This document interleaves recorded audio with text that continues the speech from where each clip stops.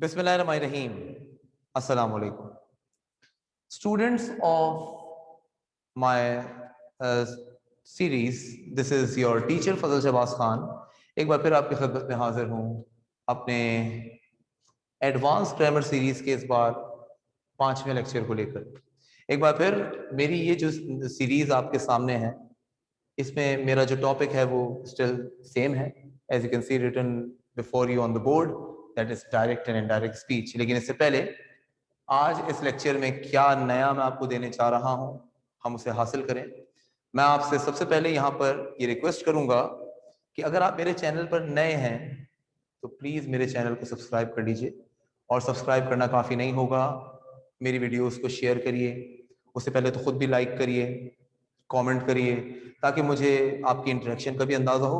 और bell icon पर click please कर दीजिएगा ताकि पहली नोटिफिकेशन इन जैसी लाजवाब वीडियोस की आपको फौरन मिलती रहे। So this is my all time request, जो कि हमेशा मैं करता हूं, तो आपके सामने आज भी कर ली। खैर, तो अपने प्रीवियस लेक्चर में हमने देखा कि कैसे डायरेक्ट स्पीच में हम टाइप्स को देखते हैं, और I beg your pardon, reporting speech में, रिपोर्टिंग वर्ब में हम टाइप्स को देखते हैं, और रिपोर्टेड वर्ब में हम उन टाइप्स के अकॉर्डिंगली सेंटेंसेस को चेंज करते हैं। हमने देखा कि रिपोर्टेड वर्ब में 6 टाइप्स होते हैं सेंटेंसेस के। और आखिरी क्लास में, लास्ट लेक्चर 4 में, हमने देखा कि डायरेक्ट स्पीच को जब इनडायरेक्ट बनाना होता है तो डायरेक्ट स्पीच के दोनों हिस्सों को जोड़ने के लिए बीच में जो कॉमा नजर आ रहा होता है उसको उड़ाने की जरूरत है।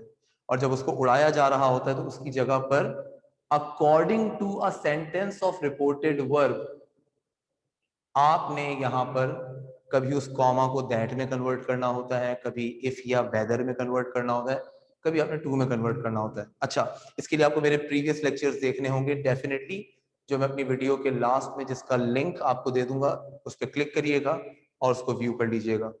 एक गलती मुझसे, गलती तो नहीं कहूंगा, एक चीज मैं भूल गया था अपने प्रीवियस लेक्चर में, मैं उसको करेक्ट करता चलूं। सबसे पहले आपको याद होगा मैंने आपको बताया था कि हम कॉमा की जगह दैट उस वक्त लगाते हैं जब रिपोर्टेड वर्ब में हमारे पास या तो असर्टिव का जुमला आता है, या तो एक्सक्लेमेटरी का जुमला आता है, या तो यूनिवर्सल ट्रूथ आता है। तो मैंने इन तीनों का नाम तो लिया था, एक नाम मैं यहां पर भूल गया था, और वो एक नाम है ऑप्टेटिव। आप भी सोच रहे होंगे, शायद आपने सोचा होगा कि शुरू में जो सर ने ऑप्टेटिव लिखा हुआ है ये कहाँ गया।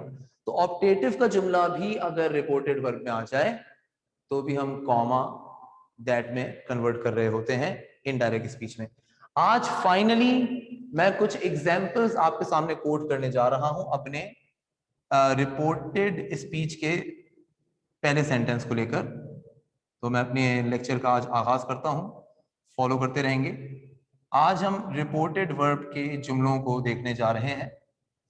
जैसे कि हम पहले ही जान चुके हैं कि रिपोर्टेड वर्ब के अंदर जो इन्वर्टेड कॉमास के अंदर जो हमारा सेक्शन आता है, हम उस सेक्शन में कम से कम 6 टाइप्स जुमलों की देख रहे होते हैं। तो सबसे पहला टाइप है, ऑफ कोर्स आज हम डिस्कस कर रहे हैं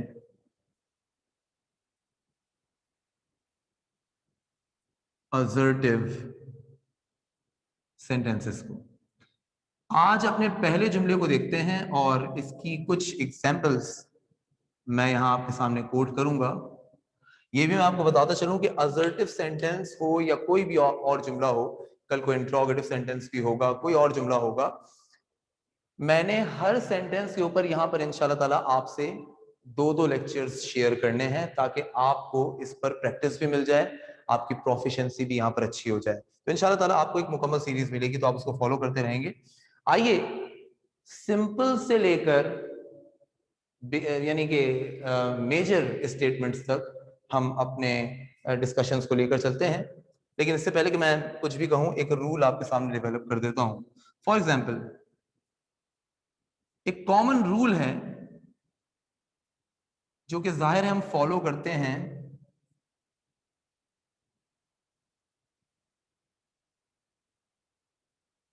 रिपोर्टिंग वर्ब के अंदर।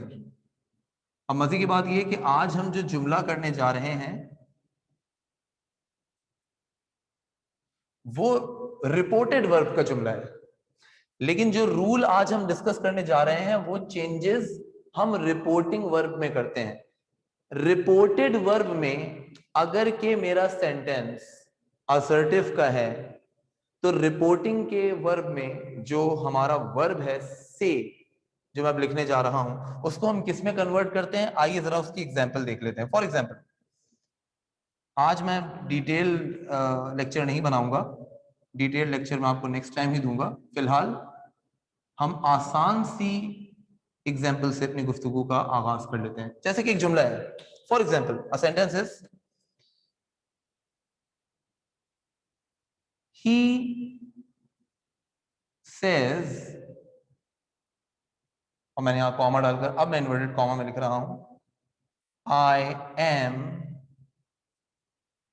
Not happy.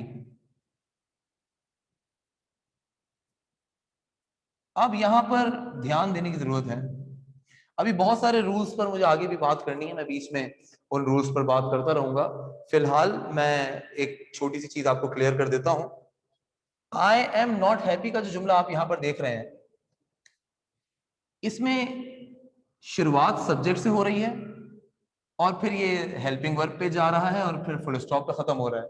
इससे मुझे पहचान मिल जाएगी कि मेरा जुमला असर्टिव का है, यानी या तो पॉजिटिव का जुमला है या तो नेगेटिव का जुमला है। जरा गौर करते रहिएगा।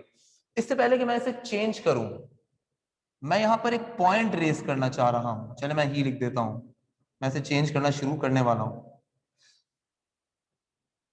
अगर कि मुझे ये पता चल चुका है कि इन्वर्टेड कॉमास के अंदर मेरा असर्टिव का जुमला मौजूद है, तो असर्टिव का जुमला यहां देखने के बाद जो से का वर्ब लिखा है, अच्छा जिस शक्ल में लिखा है, गौर से देखिएगा, से का वर्ब जिस शक्ल में यहां पे लिखा है, मैं चाहूंगा कि उस वर्ब को उसी शक्ल में टेल की फॉर्म में कन्वर्ट कर दूं। मैं बता दूं किस फॉर्म में। ये जो से का वर्ब है,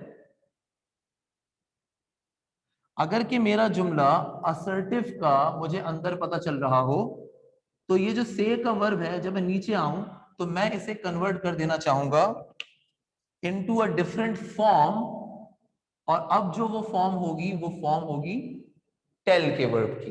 ठीक है, लेकिन आपको यहां पे ध्यान देना है, ना सिर्फ कि असर्टिव को देखकर मुझे से को टेल बनाना है, लेकिन यहां पर एक प्रॉब्लम यह है कि हम से के साथ अगर के स्पोकन टू देखें, फॉर एग्जाम्पल मुझे ये तो पता है कि बोलने वाला ही है, मुझे ये पता नहीं चल रहा कि किससे बोला जा रहा है, तो जिससे बोला जा रहा है अगर वो मेंशन कर दिया जाए तो मैं से की फॉर्म को टेल में कन्वर्ट करूंगा। जैसे सेज लिखा है तो मैं इसे टेल्स कर दूंगा, लेकिन जहां तक स्पोकन टू गिवन ना हो, जैसे यहां पे ही सेज टू मी लिखा होता तो मैं लिखता ही टेल्स मी, लेकिन अगर नहीं लिखा हुआ है टू मी या कुछ और, तो मैं इसे एज इट इज सेम उतार दूंगा।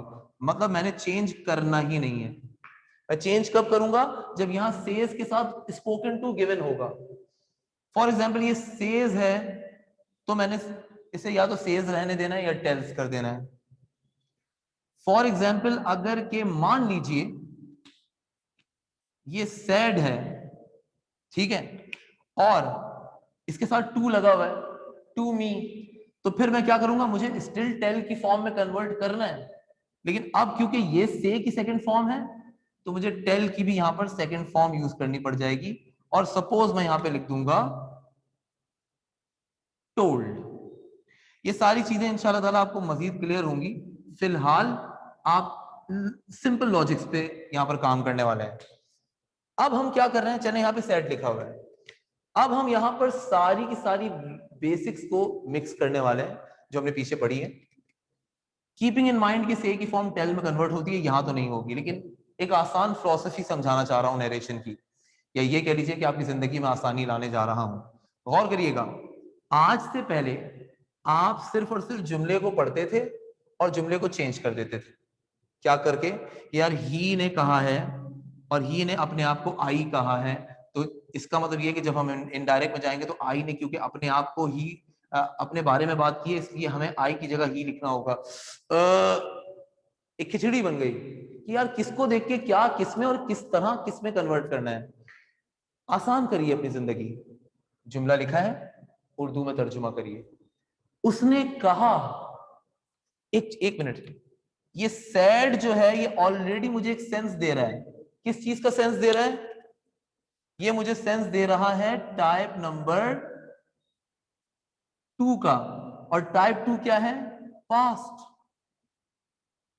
याद है ना? और जब यहां टाइप 2 आ जाए तो रिपोर्टेड वर्ब के अंदर जो सेंटेंस होगा उसका जो भी टेंस होगा वो चेंज हो जाएगा। यानी इज, एम, आर, वॉज और वर में कन्वर्ट हो जाएंगे। यानी अगर मैं इसको सिंपल प्रेजेंट कह रहा हूं तो ये सिंपल पास्ट में कन्वर्ट हो जाएगा मसलन। लेकिन इसके लिए मैं तर्जुमा कर लूं, मैं पहले तर्जुमा कर लूं। उसने कहा, अब ये उसके लफ्ज हैं, मैं खुश नहीं हूं, मैं खुश नहीं हूं। यही बात आपने सुनी तो आप इसे किस तरह कॉन्वे करेंगे? उसने कहा कि वो खुश नहीं है। अब देखा आपने, आपने तर्जुमा करके डिटरमिन किया कि इस आई की जगह जेन्युइनली ही आएगा। आपने इसे इस तरह डिटरमिन थोड़ी किया कि ही ने आई कहा तो आई जो ही है इसलिए आई की जगह हम ही को आई में कन्वर्ट करेंगे। नहीं, यू डोंट हैव टू। तर्जुमा करने से फायदा ये होगा कि आपको एक स्ट्रेट फॉरवर्ड आंसर मिल जाएगा। उसने कहा के, अब आप गौर करें, के वो दैट भी आ रहा है, असर्टिव का जुमला है तो कॉमा की जगह दैट भी लग रहा है। ये भी ध्यान से देखिएगा। ही सेड दैट ही, वो खुश नहीं था आई शुड से, क्योंकि टाइप 2 आ रहा है तो है था में कन्वर्ट हो जाएगा। He was not happy. ठीक है, उम्मीद करता हूं कि आज की ये बेसिक कड़ी आपको समझ में आई होगी। Like I said, it is just a start. ये असर्टिव का सिर्फ एक स्टार्ट है। अगला लेक्चर मेरे एडवांस ग्रामर सीरीज में जो कि लेक्चर नंबर 6 होगा, उसमें मैं असर्टिव पर ही मजीद ड्रिलिंग करूंगा। लेकिन वो लेक्चर थोड़ा बड़ा होगा, तकरीबन 15 से 20 मिनट का, और बड़ा हो सकता है। तो एग्जाम्पल्स लेकर आऊंगा, सेंटेंसेस लेकर आऊंगा, और इस थ्योरी पर भी जरा और डिटेल में आपसे बात करूंगा इंशाल्लाह ताला। लेकिन आज के लिए बस इतना ही। मेरे चैनल को लाइक करिए, सब्सक्राइब करिए, और नोटिफिकेशन हासिल करने के लिए बेल आइकन पर जरूर क्लिक करिएगा। फजल शहबाज खान को दीजिएगा इजाजत। मेरे नए लेक्चर के आने से पहले तक के लिए अपना बहुत ख्याल रखिएगा। Till we meet next time into our lecture number 6, it's good bye.